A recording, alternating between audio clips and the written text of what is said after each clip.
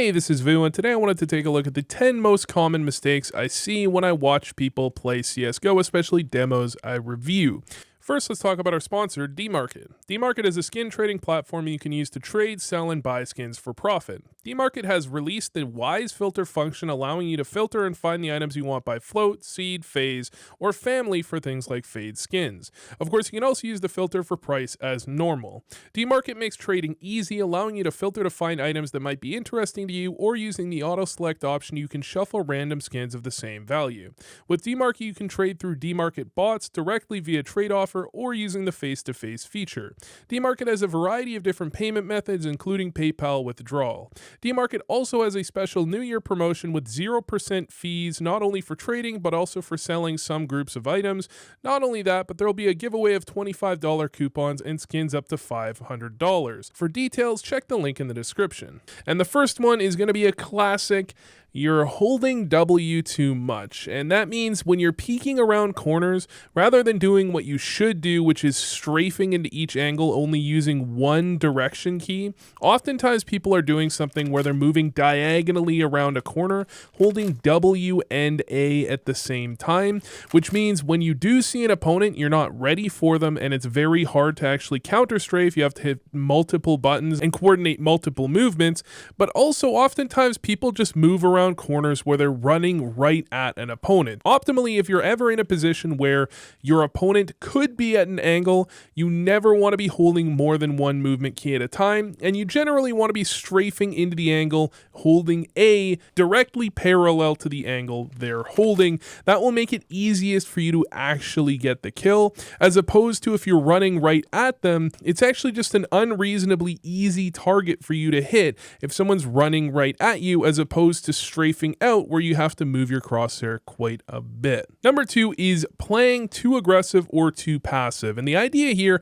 is that oftentimes you have two types of players that look for every single gunfight they can find, and players that avoid every single gunfight they can find. Obviously, you want to be a little bit in towards the middle there, right? You don't want to be one of those players that's too afraid to go towards long A here because you'll get into a gunfight and you might die, but you also don't want to be that guy that just rushes straight through long A every round, and by the third time you do it, your opponents just have 5 people sitting outside here ready to kill you as you're pushing through. You want to have a bit of a balance where you're taking control of the map and you're taking gunfights that make sense logically to maintain control. So something like fighting over long A here can be very strong. You can throw a flash for yourself even if you want. You can get here early and molly it off and then potentially throw the exact same flash. And then you can fight for this control and then set up in a strong position afterwards. You can get into a position like this next to pit. You can get on the wall here or near blue bin. There's lots of different options, but you fight for the control of the area. Once you get that control, you don't just straight rush looking for the next player. You've gained map control. You can stay with that, and occasionally you can get more aggressive, but sometimes you can just hold on to that and maintain control. And with that in mind, another thing you don't want to be doing is playing too much the same, not having any variance in the way you're playing. And this comes down to, generally there are things you might want to do just about every round. For example, contesting long is probably something you want to do just about every round. Maybe not every single round. Occasionally you might have a bunch of bad spawns. You might want to boost up onto catwalk and fight control in middle once or twice a half. But generally there are things you can do just about every round, and taking long A control is probably going to be one of them. Alternatively, playing someone B might be one of them, right? There are things you do every round. However, there are some things that you might want to vary up occasionally and do it only once in a while. I mentioned just a minute ago the push through long A. Generally, I would not almost ever straight rush through long A doors. This seems ridiculous. However, getting inside of long A doors is something you might want to do occasionally. Getting to the far side of long A doors here is also something you might want to do occasionally. And going somewhere like, again, blue bin or the wall here are also things you might want to do occasionally. In fact, you might even occasionally want to have an opper stay long A little bit longer than usual and post up waiting for a re-aggression. This type of thing that if your opponents can see it coming, they're going to counter it. However, if you never do it, your opponents can start to take liberties. For example, if they know that you're never coming close long A, then they can come back long A late, just walk straight into these doors, not worry about anything, and know that you're probably playing pit because that's where most people play if they never push into long A doors or they never come to the right side of doors here either. They can take liberties off of you if you play the same way too often, and this doesn't necessarily just mean position. There are passive positions and there are aggressive positions. You can play pit sometimes, you can play the wall sometimes, and you can play blue bin sometimes, but if you never go into long doors, you're still giving them a little bit more control than you want to, and you just want to make sure they're worried about that type of thing. A similar idea is going cat once in a while. You don't want to go cat all the time, because if your opponents know you're going to be here, they can certainly counter you. There's just not enough room for you to actually, survive if they use the correct utility, but you can show up here once in a while so that they're using that utility and playing honest. They have to waste utility to deal with it as if a player was here, instead of just playing as if you're never there, and well, you are never there, so they don't even have to worry. So the next one to keep in mind is about crosshair placement, and this is something that I think crosshair placement, one of the most significant things in the entire game, especially if you're playing lower level players that don't have amazing movement. But what a lot of people do is they often have their crosshair kind of chained to the corner. It's as close to the corner as it can possibly be, waiting for their opponents to peek, but the reality is your opponents often don't peek out like that. Generally, if they're peeking out on you, they're going to be showing a lot more of their body than just the tiny shoulder. Very occasionally that will happen against very coordinated players, but in general, you want to be trying to manage the angle you're holding and how far from the corner your crosshair is. Now, with an op, you would almost always want the crosshair to be right on the corner in case they do go for that perfect peek, because if they go for a swing, it's pretty easy for you to have time to flick out and hit them.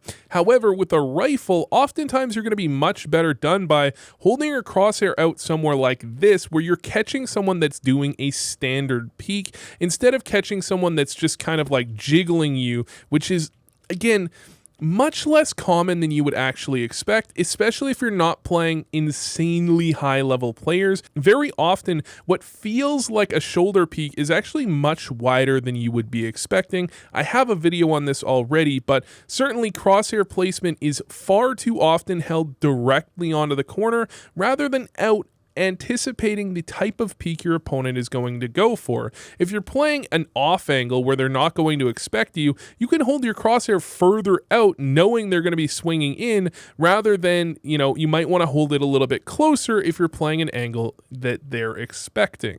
Now, this next one here is a little bit of a pet peeve. It's giving away too much information. I've mentioned it in Road to Global videos before, but one of the most obvious situations is here towards A, where people will be running around on ramp as you have a guy sitting here kind of crouched behind a smoke, waiting for the smoke to dissipate. You might have someone here looking through the bottom of the smoke, waiting for a CT to maybe go on the other side of it, and then you have his teammate kind of sitting back here just spamming away, making noise randomly, and that's giving away a lot of information. A lurk out ramp can be very effective because your opponent on A has to be looking towards Palace, and towards ramp he has to cover multiple angles if he's alone. Now, if he's with a teammate, it's a little bit easier, but even then he can't know the timings. However, if you have one guy running around here while another guy is waiting for the smoke to dissipate, then this guy's he knows that he can look towards ramp and he can put a little bit more focus on it. Perhaps he doesn't need to focus entirely. Perhaps you can have a guy Palace as well,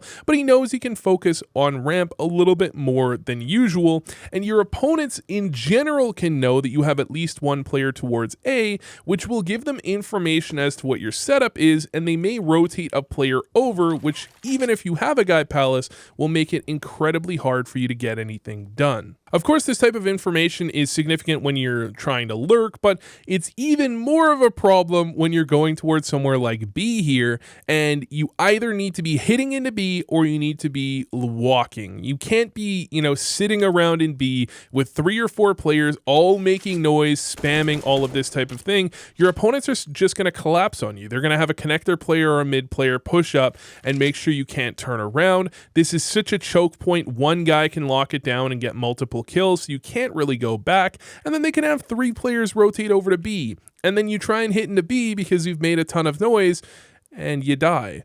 Or alternatively, they don't even need to rotate necessarily. If you give them enough information, they can just dunk nades on top of you as you're sitting in this type of area. The idea here to keep in mind is just don't give away information for free. CSGO is a limited information game, which means your opponents don't know where you're coming from unless they see you or hear you. So keep that in mind and don't give them that information unless you have to.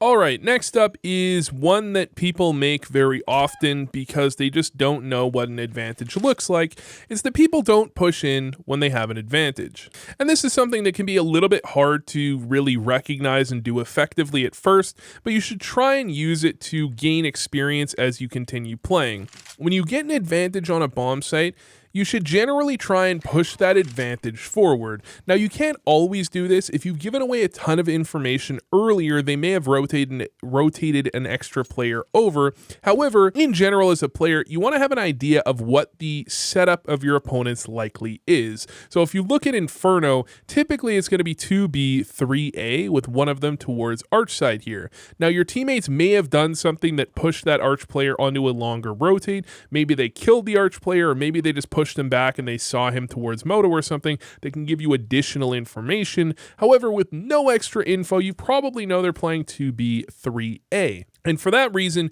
if you walk your way up towards top B here, don't make any noise, and then quickly get a kill on a guy's CT, you probably want to push in off of that because you have one B player isolated and you can take that guy down on a trade kill, and then their rotates are a ways away. Of course, you do need to keep in mind, if you're making a ton of noise up here towards top banana, they know you have 3 players here, and then you get a kill, that's an entirely different scenario because the Arch player may have rotated over already, and you may not want to try and force that position as aggressively as you would if you got that kill off of no information at all. So just something to keep in mind.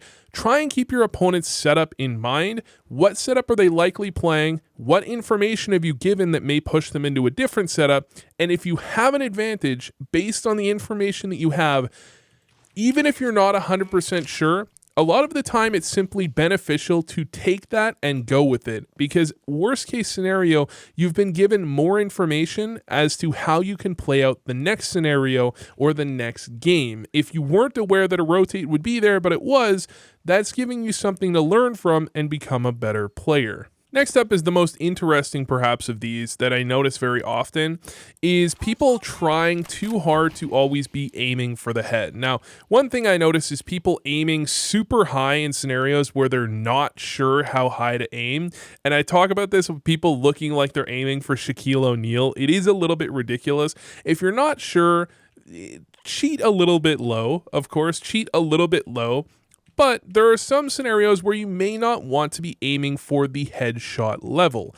The most obvious of these scenarios would be if there's a smoke down. If there's a smoke down, you generally want to be aiming at chest level, especially if you're going to be spamming it, because that's center mass. And the main thing you want to be doing is when someone is pushing through a smoke, make sure you tag them as quickly as possible to slow them so they're stuck in the smoke longer. If they're moving max speed getting out of the smoke, well, they're going to see you more quickly than if you tag them instantly and they're stuck gray screen for a little bit longer. So generally in that type of scenario, I see people aim for the head. Generally, it's going to be a better idea to aim more for the body in that type of situation. The other type of scenario that really kind of bothers me is when I see oppers that look like they're aiming for the head as well, or aiming for the neck or just high chest shoulder area. Now, this can sometimes be a good idea. However, you do also want to have in mind that you can merge angles quite often. In a spot like this, your opponent might go for a crouch peek or a shoulder peek, and both are going to look like they're teleporting onto your screen to some extent. So what you do is you merge the angles, so you're aiming right about stomach level, and that means if they crouch peek, you hit them in the head, and if they shoulder peek, you hit them in the body. So it's always a guaranteed kill. Instead of if you're aiming a little bit too high, they crouch peek you and you have to flick, which is going to give them plenty of time to actually kill you.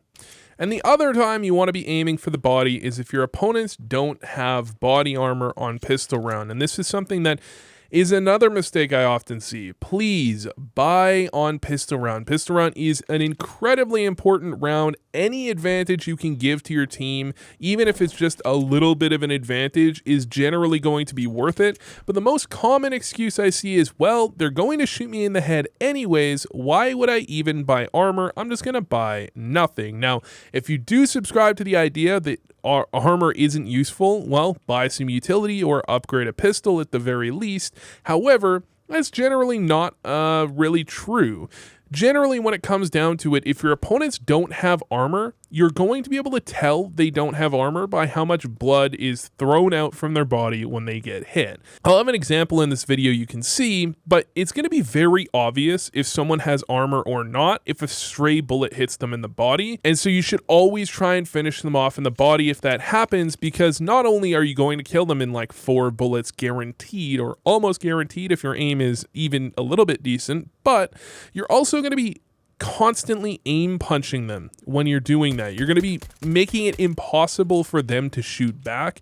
So it's actually very simple. I do this a lot when people try and peek me mid on Mirage when I'm on CT side. Sometimes people will peek out with a deagle. I even stop going for the head. I just shoot them in the body. And people get really tilted because they're getting hit in the body, they can't shoot back, and they've basically wasted their entire pistol round buying a deagle that they don't even get to use. Now, this next one is going to play into a couple of the other ones, but it is a specific thing to keep in mind. Don't play CT side like a T. The idea here is that CT side you have an objective and T side you have an objective. And while you do want to do things other than just guard the bomb site, lol, like you don't necessarily just want to sit in this angle here every round because you're just guarding the bomb site. You do need to take more control than that. And especially, I mentioned towards long A, taking long A control is very important because this is an objective that seriously affects your ability to hold the A bomb site. However, I often see people on CT side that will play as if they were a T, where they're looking to get an elimination victory and they're looking to always get all of the kills rather than winning by forcing your opponents to play towards the objective. As a CT, your opponents have to come to you over time, and that doesn't, again, necessarily mean you need to play back on the bomb site every time. Sometimes getting aggressive and taking the fight to your opponents can make it easier for you to defend the bomb site later. They have to waste a lot of utility and give away a lot of information by getting back that area that you've taken or potentially could have taken, especially Banana on Inferno is a decent example of that. However, your goal is to use the pressure on the map that your opponents have, where they have to take that map control back. They have to get towards the bomb site eventually.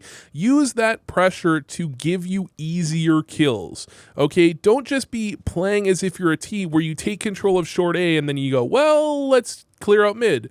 Okay, mid's clear. Well, let's jump into lower tunnels, right?